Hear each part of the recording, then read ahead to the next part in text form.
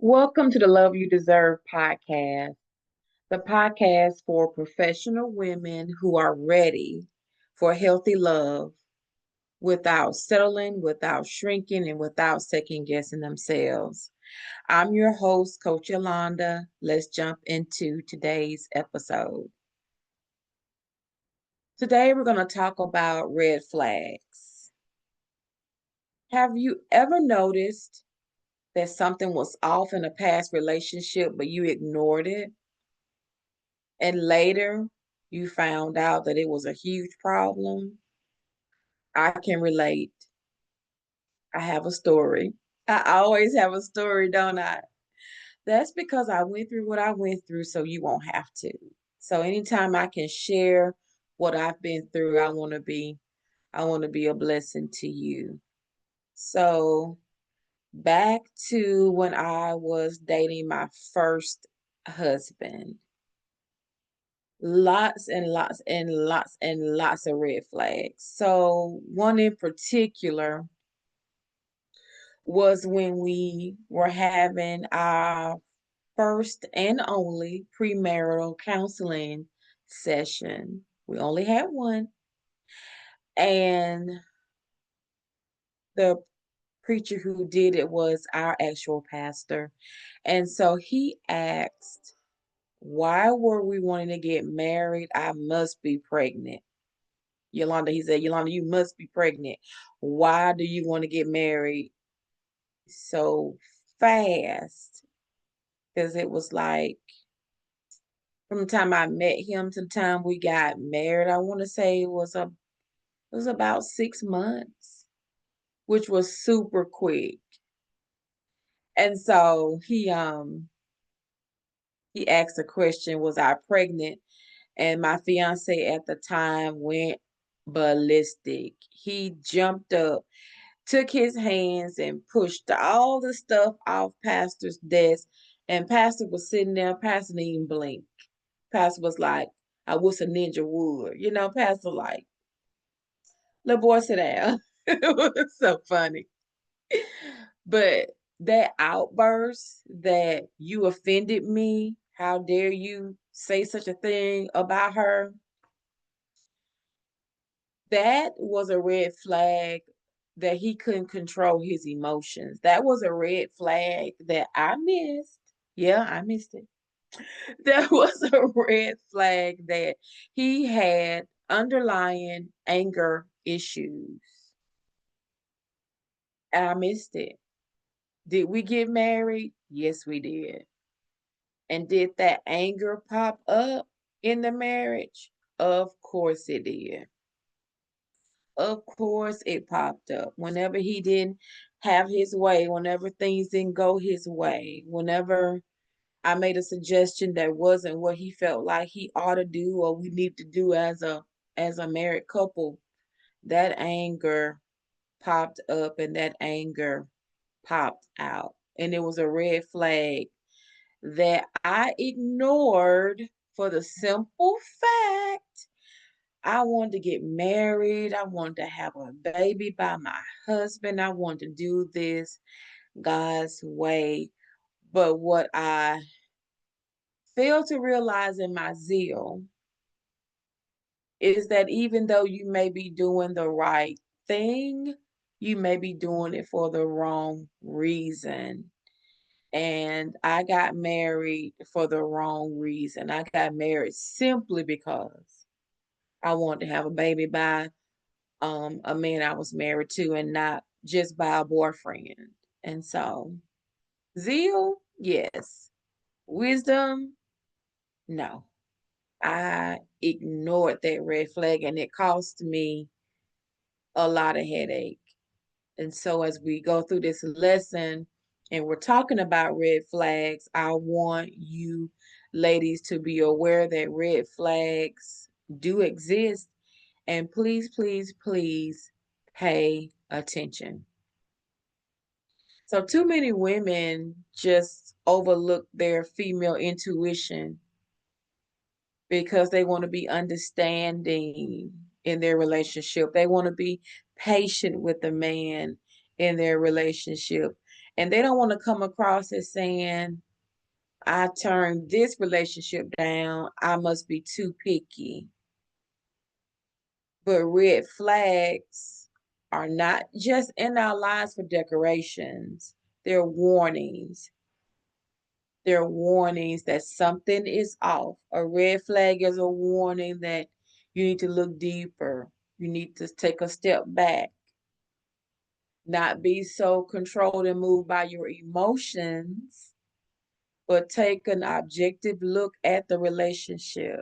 Something is off. Your female intuition is giving you a warning to look deeper, and we need to listen to that intuition. Common red flags include inconsistency. Is he hot and cold? Is he all over you behind closed doors, but in public, he doesn't want to show affection? Is he saying you're his girl when you're alone, but when you're in public, he's addressing you as a friend? Is he hot? Is he cold? Is he saying he want a relationship, but he's not putting forth any real effort? Is he hot and cold?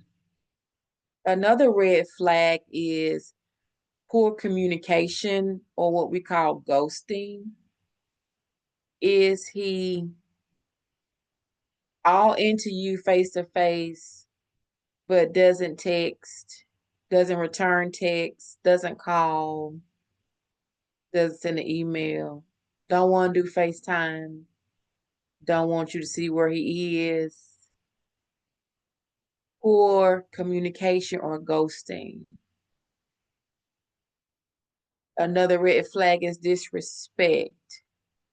Is he disrespectful of your values? We're going to talk more about that next week. Is he disrespectful of your time? Is he disrespectful of your boundaries? What your non-negotiables are? Is he disrespectful of your feelings? Yes, he comes to pick you up, and yes, y'all go on a date. But if you're in the car and you're driving and he's blasting this music that disrespects women, and you ask him really sweet, can you change the music for just a second? And he blows up and has a big attitude because he telling you that you're just too sensitive. No, you're not sensitive enough, because how can you say you respect me as a woman yet you're listening to this music degrade women? They don't go together. There's a disconnect in his mind between this music I listen to and how I look at women. And he may just be pretending to be respectful, and down the line it'll come out. So that's a red flag to pay attention to disrespect. What about love bombing? Let's say it's like you've heard stories about women in abusive relationships, and the man hits her, and then he goes back to the honeymoon stage, where now he comes home with flowers and candy, and he's so sweet and he's so loving and he's so kind. That's love bombing. You did something I didn't like, but now you want to shower me with love for a minute, and then you're gone again.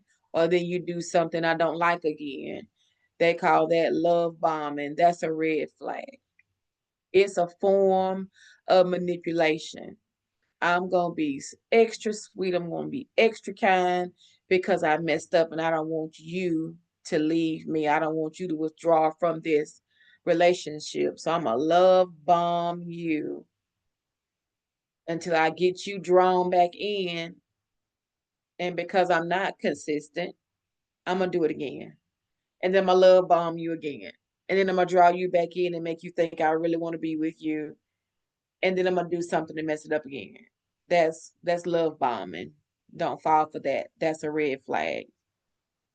And then the last one is avoidance of real commitment. Have you ever been in a relationship with a guy like that,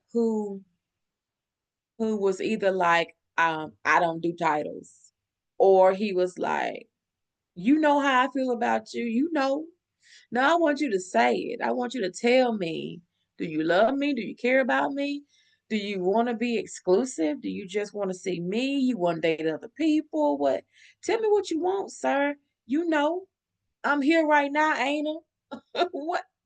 What that mean? Please, sir, explain what that means. You here right now. You could be here right now because your car don't work. That don't mean nothing. I'm here right now, ain't I?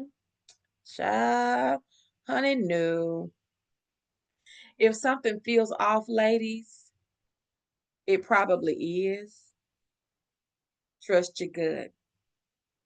God gave us this intuition. God gave us this sixth sense for us to use, especially once we get married, ladies. That's your goal. You want to be married. When you get married and you become one with your husband and you're making decisions together, that intuition plays a part. As you do research and as you discuss these things with your spouse, you can say, honey, I got a feeling that Ralph is not a good guy to do business with. I can't put my finger on what exactly is wrong with him, but something is off. Be careful. Be careful with Ralph. That intuition plays a big part in who we are as women. Trust your gut. Trust your gut. Your gut is your God given guidance, and ignoring the red flags, ignoring that gut would lead you to regrets later. It'll lead you to regrets later. If you learn nothing else, learn from my mistakes. Listen to that intuition. If it's off, it's probably off. Now, can I give you a little balance?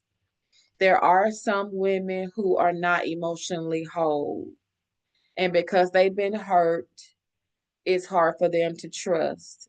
And so when you are in this situation where it's hard for you to trust a guy again because the last guy broke your heart, it puts you in a position where you don't trust anything. So that's not what I'm talking about. I'm not talking about you not trusting a guy because he's a guy. No. I'm not talking about you not trusting and everything is considered a red flag for you because you're afraid of getting hurt. That's not what I'm talking about. I'm talking about the guy who is consistent, who communicates well, who doesn't ghost, who returns texts and calls and showers you with attention, who is respectful of your time, your boundaries, your feelings, your values, who love bombs you all the time, not just when he messes up, and who is really committed to you and you have no doubt. That guy is a guy that's giving you no red flags. That's the guy we're looking for. That's the guy we want to hold on to. That's the guy that you trust because his behavior is consistent enough for you to be able to trust him. Red flags is just inconsistency, especially in behavior. You don't trust somebody who's not consistent. That's a red flag. I hope I'm making sense. So, your journal prompt for this week: what red flags have you ignored in the past and why did you stay? Ooh, that's good. What red flags did you ignore in the past? What were they? You saw them, but you stayed in the relationship anyway. Why? Ask yourself, why did you stay? Did you stay because you had a child together? That's a reason. Did you stay because your money was all tied up together? Did you stay because he was the only one working and you were a stay-at-home mom? Did you stay because you felt like you couldn't do better? Or did you stay because you felt like having somebody is better than having Nobody. You need to know why you ignored the red flags. Because if we can learn the lesson as to why you ignored the red flag, you're less likely to repeat that lesson. Why did I ignore the red flags? I ignored the red flags because I wanted to do things my way. I ignored the red flags because I was in pride. I ignored the red flags because I believed that all he needed was a good woman in his life. And that good woman would be enough motivation for him to want to change and become the husband I needed him to be, the man I knew God called him to be, the man that I knew he had the ability to be. But that was an illusion. Remember, we talked about being in a fantasy? That was a fantasy. And the red flags were waving. The Holy Spirit was trying to get my attention, trying to wake me up out of my illusion and say, "You're dreaming. This is not a Hallmark movie. This is your real life. Wake up, Coach Yolanda, wake up." But I didn't listen. But I learned a valuable lesson I want to share with you. Listen to your gut. If something is off, if you feel like something is off, just take 2 steps back and be observant. And you'll see. Ask the Holy Spirit to show you what is off. What is off? Is this red flag a deal breaker or not? And only you can answer that question. Here's your affirmation for the week.